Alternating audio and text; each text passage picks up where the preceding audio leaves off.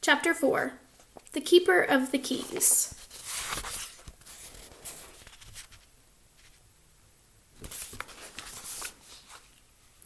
Boom! They knocked again. Dudley jerked awake. "Where's the cannon?" he said stupidly.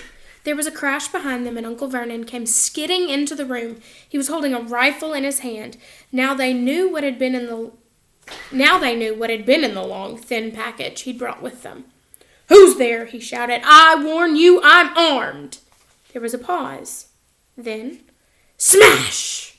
The door was hit with such force that it swung clean off its hinges and with a deafening crash landed flat on the floor.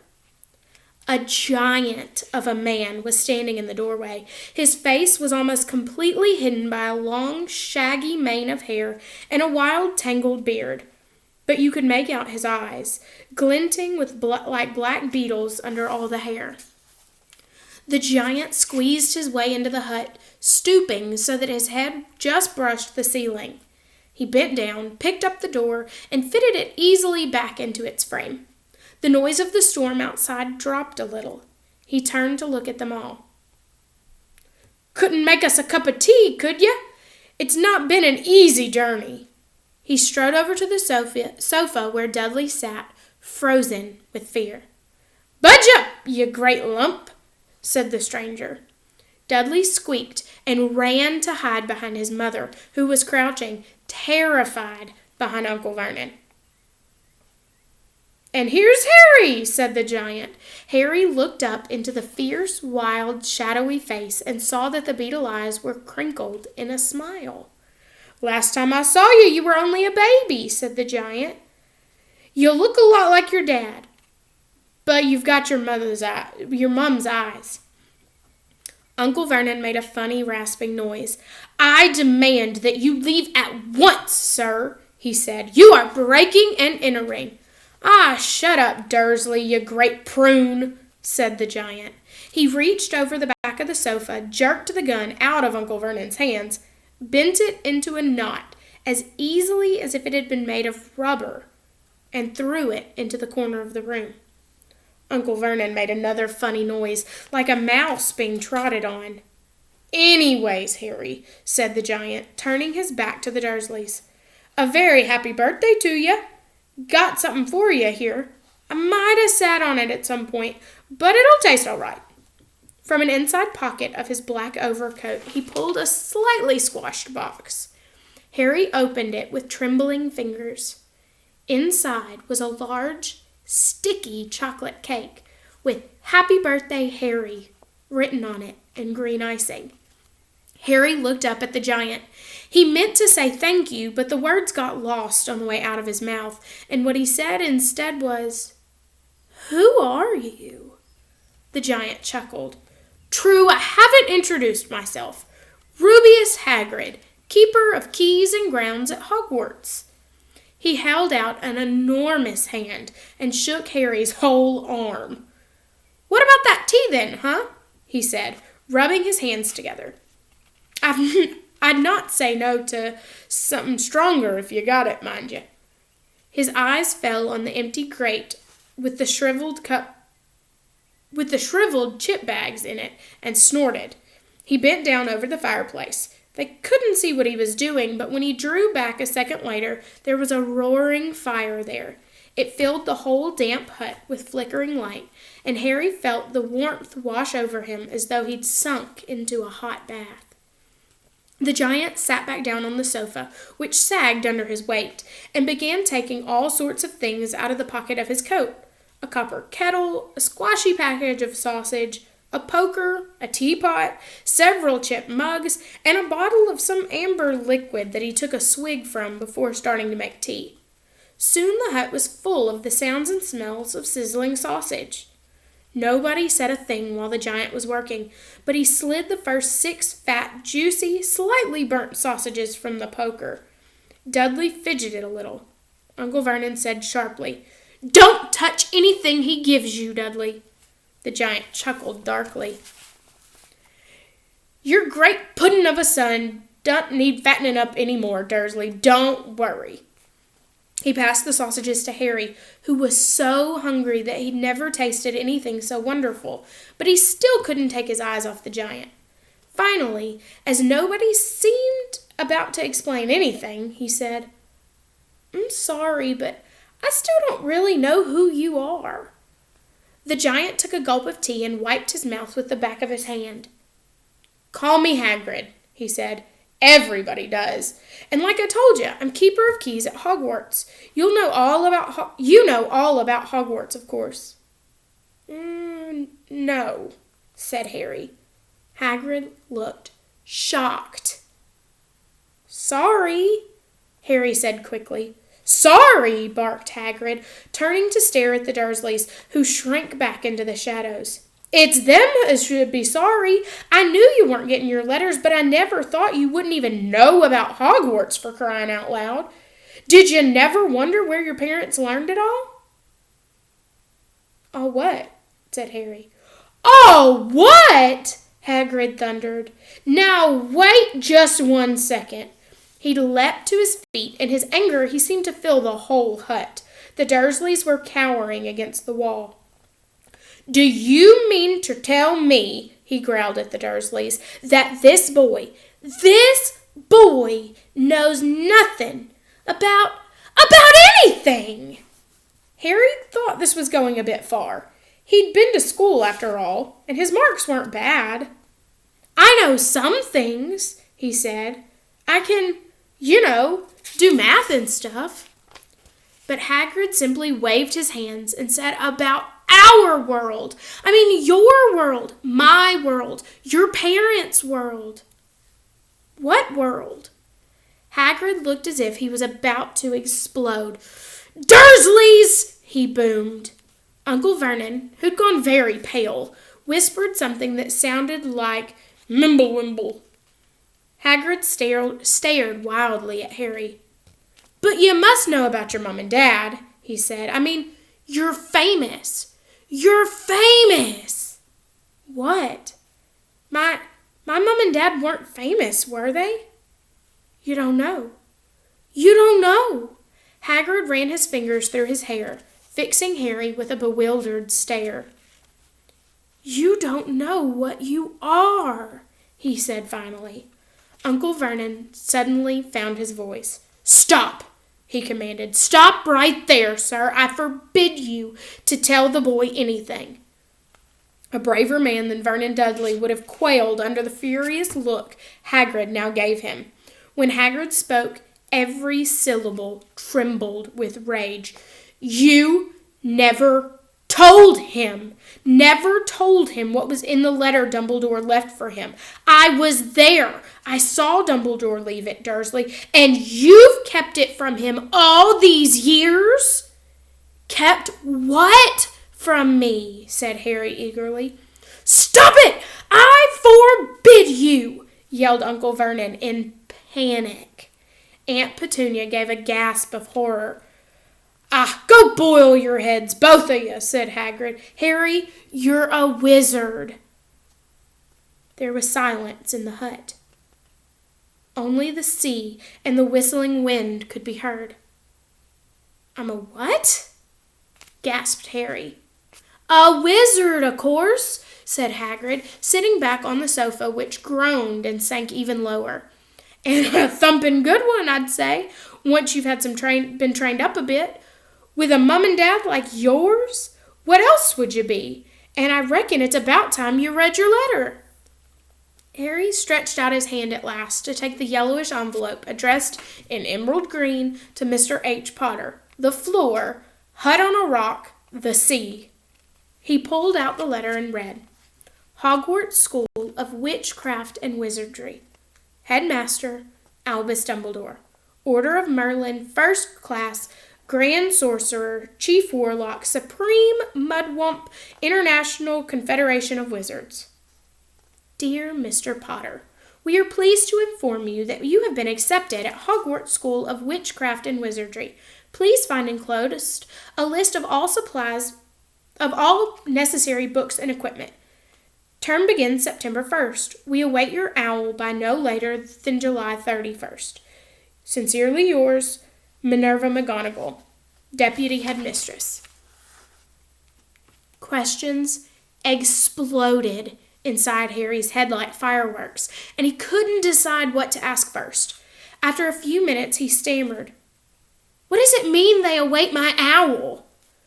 "Galloping Gorgons, that reminds me," said Hagrid, clapping a hand on his forehead with enough force to knock over a cart horse, and from yet another pocket inside his overcoat, he pulled an owl.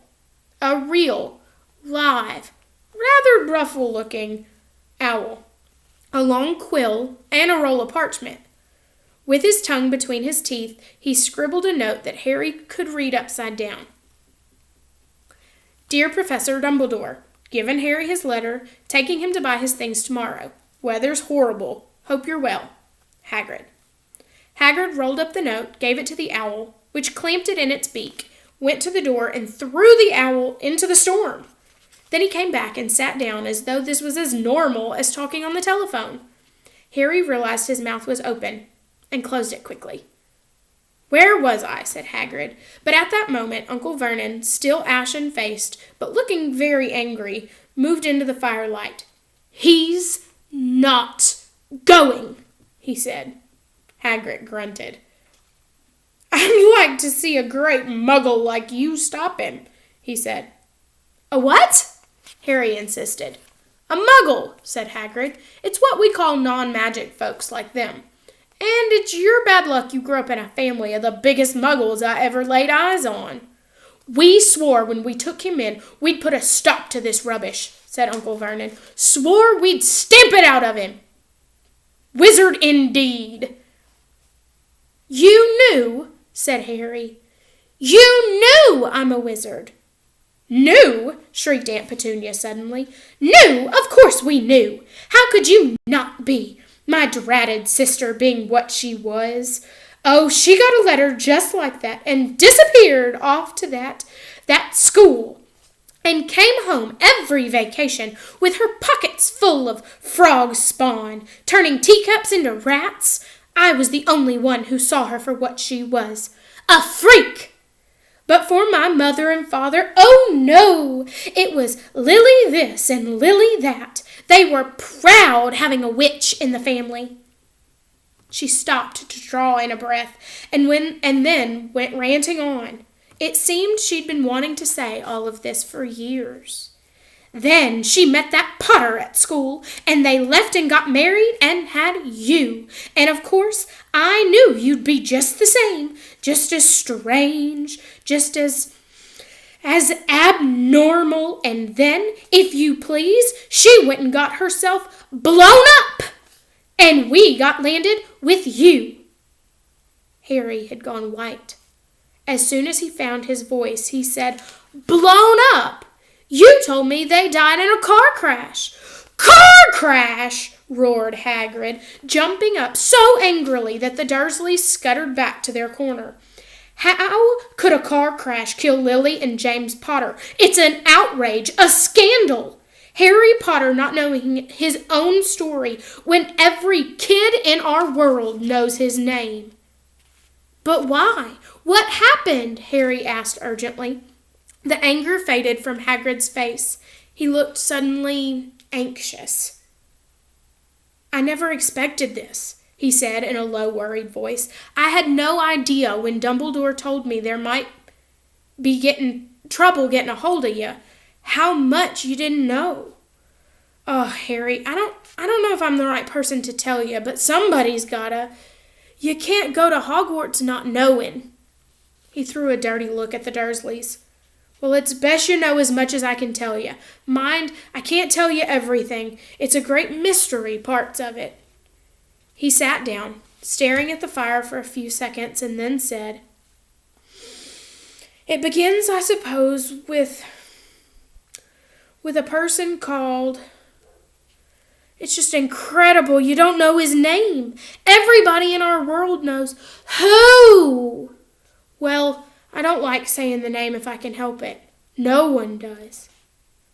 "Why not?" Jumping gargoyles, Harry. People are still scared. Blimey, this is difficult. See, there was this wizard who he went bad. As bad as you could go. Worse, worse than worse. His name was...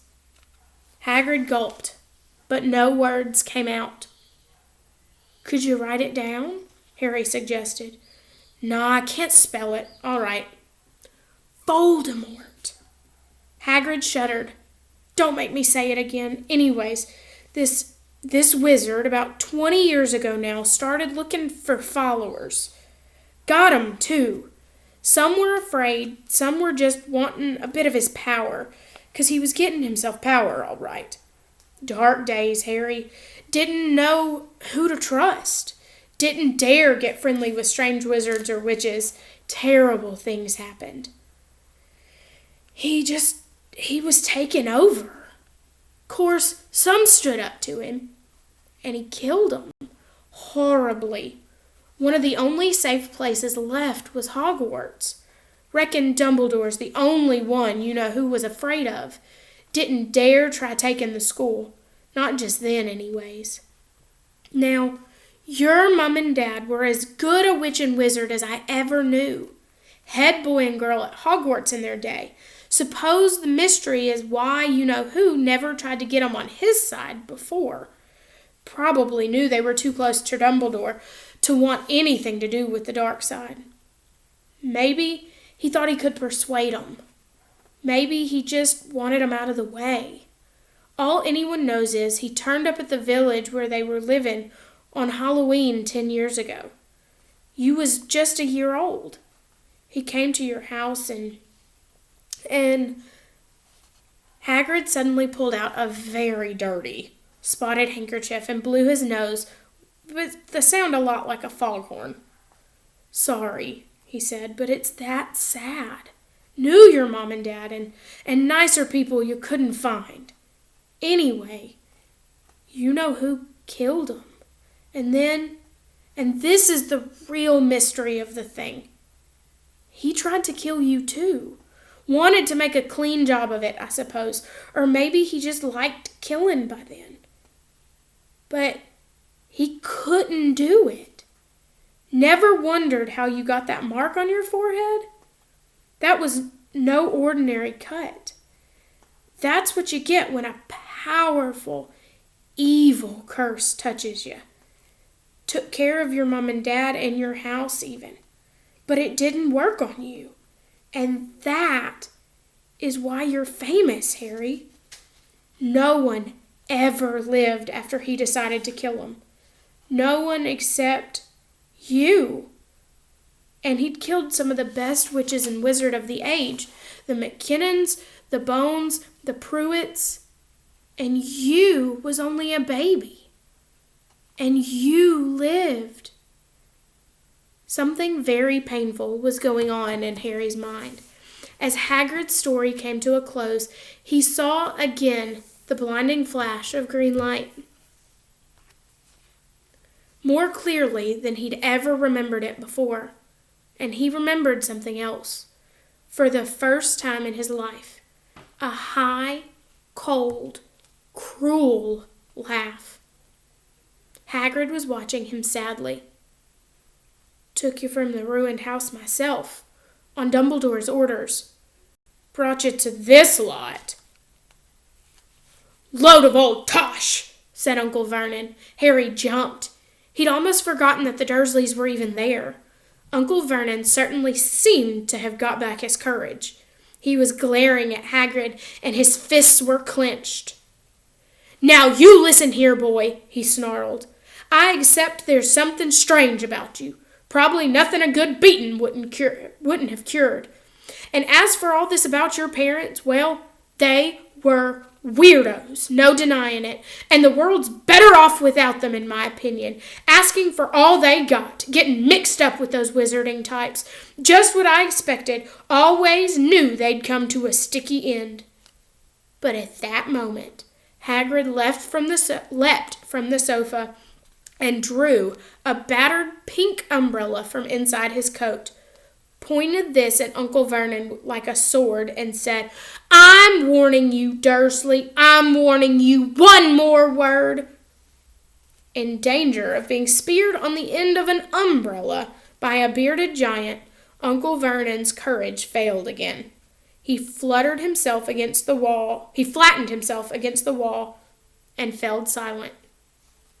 "That's better," said Hagrid, breathing heavily and sitting back down on the sofa, which this time sagged right down to the floor. Harry, meanwhile, still had questions to ask. Hundreds of them. But what happened to you know who? Good question, Harry. Disappeared. Vanished. Same night he tried to kill you. Makes you even more famous. It's the biggest mystery, you see. He was getting more and more powerful. Why'd he go? Some say he died. Codswallop, in my opinion. Dunno if he had enough human left in him to die. Some say he's still out there, biding his time. Like, I don't believe it. People who was on his side came back to ours. Some of them came out of some kind of trances. Don't reckon they could have done it if he was coming back. Most of us reckon he's still out there somewhere, but lost his power. Too weak to carry on. 'Cause something about you finished him, Harry. There was something going on that night he hadn't counted on. I don't know what it was. No one does. But something about you stumped him all right. Hagrid looked at Harry with warmth and respect blazing in his eyes. But Harry, instead of feeling pleased and proud, felt quite sure this had all been a horrible mistake. A wizard? Him? How could he possibly be? He'd spent his life clouded by Dudley and bullied by Aunt Petunia and Uncle Vernon. If he was really a wizard, why hadn't they turned into warty toads every time they'd tried to lock him in his cupboard? If he'd once defeated the greatest sorcerer in the world, how come Dudley had always been able to kick him around like a football? Hagrid, he said quietly, I think you must have made a mistake. I don't think I can be a wizard.